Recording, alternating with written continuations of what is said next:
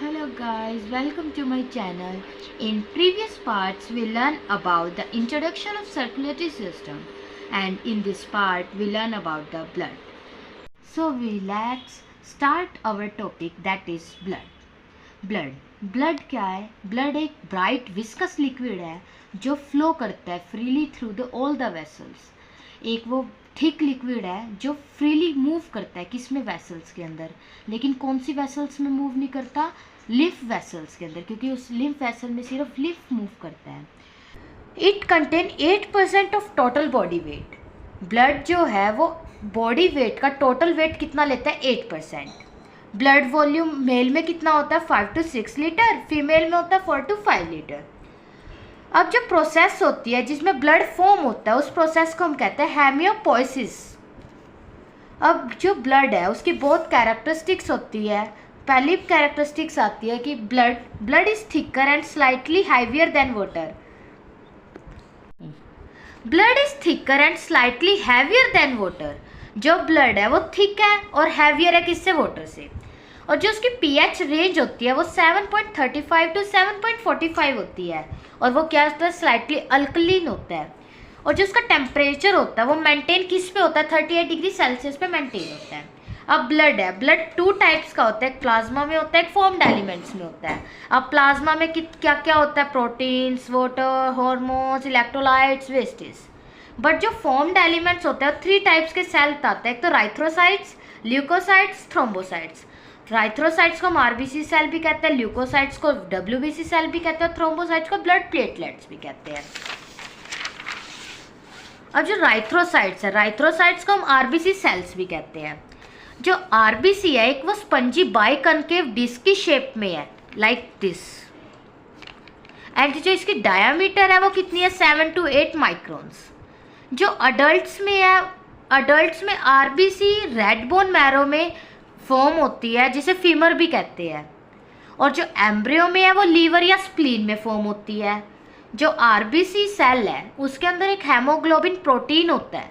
Haemoglobin protein क्या करता है? उसको रेड कलर प्रोवाइड करता है। अब फंक्शन क्या होता है राइथ्रोसाइट्स का? वो ट्रांसपोर्ट करती है क्या? ऑक्सीजन किसके पास? सेल के पास या टिश्यूज के पास। और कार्बन डाइऑक्साइड लेके आती है, कहाँ से लेके आती है? सेल्स से। लेकिन जो आरबीसी है वो बाइकनकेव शेप क्यों है उसकी? क्योंकि उसमें 3 चीजें नहीं है। क्या नहीं है? 3। जो मैच्योर सेल्स होते हैं आरबीसी वो डिवॉइड होते हैं किसके? न्यूक्लियस के, माइटोकॉन्ड्रिया के, एंडोप्लाज्मिक रेटिकुलम के। ना तो उसके पास न्यूक्लियस होता, ना माइटोकॉन्ड्रिया होता, ना एंडोप्लाज्मिक रेटिकुलम होता।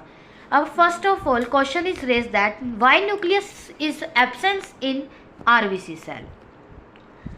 जो एब्सेंस होती है न्यूक्लियस की या एंडोप्लाज्मिक रेटिकुलम की, वो क्या करती है? सेल को बाइकनकेव शेप देती है और स्पंजी सरफेस बनाती है ताकि उसमें ज़्यादा कैपेसिटी हो ऑक्सीजन लेवल की, कि ऑक्सीजन ज़्यादा उसमें वो प्रोवाइड कर सके और वो ट्रांसपोर्ट ज़्यादा कर सके।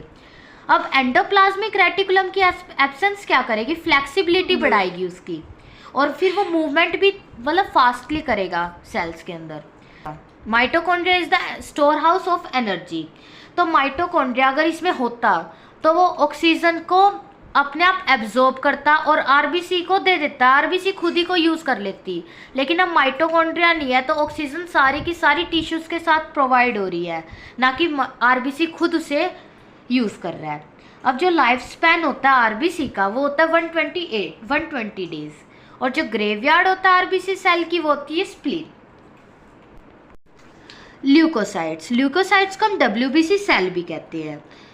ल्यूकोसाइट्स क्या होते हैं? कलरलेस सेल है और उसके पास बहुत लार्ज न्यूक्लियस है, और इसका डायमीटर कितना होता है? 8 to 20 माइक्रोन्स। और जो नॉर्मल रेंज होती है डब्ल्यूबीसी सेल की हेल्थी एडल्ट के अंदर वो होती है 4000 to 11000 डब्ल्यूबीसी पर माइक्रोलीटर ऑफ ब्लड। जो ल्यूकोसाइट्स है उसके पास शेप कोई डेफिनेट नहीं है, और वो मूव करती है किसके लाइक? अमीबा के लाइक। और वो अपनी शेप चेंज कर सकता है। और शेप चेंज करता क्यों है? क्योंकि उसे एनगल्फ करना होता है किसको? जर्म्स को। अब जर्म्स जो अपनी बॉडी के अंदर एंटर करेगा सबसे पहले उसे डब्ल्यूबीसी एनगल्फ कर देगा, और इसी प्रोसेस को हम कहते हैं phagocytosis. Like we discuss in this diagram, in this is WBC cell and this is nucleus in which the germs enter and engulf it and release proteins. This process is called phagocytosis. अब जो white blood cells है वो antibodies को release कर देती है और antitoxin को रिलीज करती है और इन्वेड किसको करती है, जर्म्स को. हैंस द फंक्शन क्या हुआ WBC सेल का, यहाँ से फैगोसाइटोसिस इसका फंक्शन हुआ, और या फिर प्रोटेक्ट करना बॉडी को किसके अगेंस्ट, डिसीज के अगेंस्ट. ल्यूकोसाइटोसिस 2 टाइप्स के होते हैं, तो ग्रैनुलर एक नॉन ग्रैनुलर. ग्रैनुलर होते हैं 3 टाइप्स के, न्यूट्रोफिल, बेसोफिल, अजाइनोफिल. न्यूट्रोफिल क्या करेगा, phagocytosis engulf bacteria. Basophil secrete करेगा 3 हार्मोन, हिस्टामाइन, सेरोटोनिन, हेपानिन. अब एजाइनोफिल क्या करेगा, एलर्जिक रिएक्शन से अगेंस्ट डिसीज से मतलब फाइट करेगा. और नॉन ग्रैनुलर अब 2 टाइप्स के, मोनोसाइट, लिम्फोसाइट. मोनोसाइट क्या करेगा, फैगोसाइटोसिस, और लिम्फोसाइट क्या करेगा, इम्यून रिस्पॉन्सिबल करेगा, मतलब ये इम्यूनिटी के थोड़ा लर्नड अबाउट है. थ्रोम्बोसाइट. अब थ्रोम्बोसाइट क्या है, ये ब्लड प्लेटलेट्स भी कहते हैं इन्हें, और ये एक सेल टाइप है वो ब्लड का, और ये प्रोड्यूस किस में होता है, मेगाकार्योट्स में. और ये स्पेशल सेल किस में होंगे, बोन मैरो में. और ब्लड में कितने थ्रोम्बोसाइट्स होते हैं, 1,50,000 to 3,50,000 प्लेटलेट्स होते हैं पर मिलीमीटर क्यूब. अब जो फंक्शन है ब्लड प्लेटलेट्स का वो क्या है, पहले तो वो है ना बहुत सारे सब्सटेंस को क्या करेगा, रिलीज करेगा. लाइक बहुत सारे मतलब फैक्टर्स वगैरह रिलीज करेगा, जो क्या करेगी, क्लोटिंग करेगी ब्लड की. अब ब्लड की क्लोटिंग कैसे होती है, बहुत सारे स्टेप्स है. लाइक फर्स्ट इंजरी हुई, इंजरी के बाद जो प्लेटलेट्स थी रप्चर हो गई. रप्चर होने के बाद क्या रिलीज़ हुआ, थ्रोम्बोप्लास्टिन रिलीज़ हुआ, और उसने कैल्शियम आयंस की प्रेजेंस में थ्रोम्बोकाइनेज बनाया.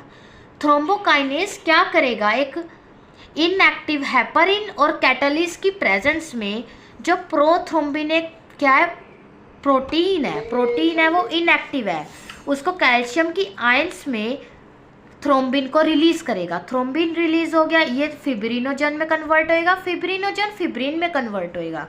और एक फिब्रिन ही क्या है, क्लोटिंग फैक्टर है जो आरबीसी में प्रोड्यूस होएगा. आरबीसी क्या करेगी, फिर क्लोटिंग ऑफ ब्लड करेगी. Thank you.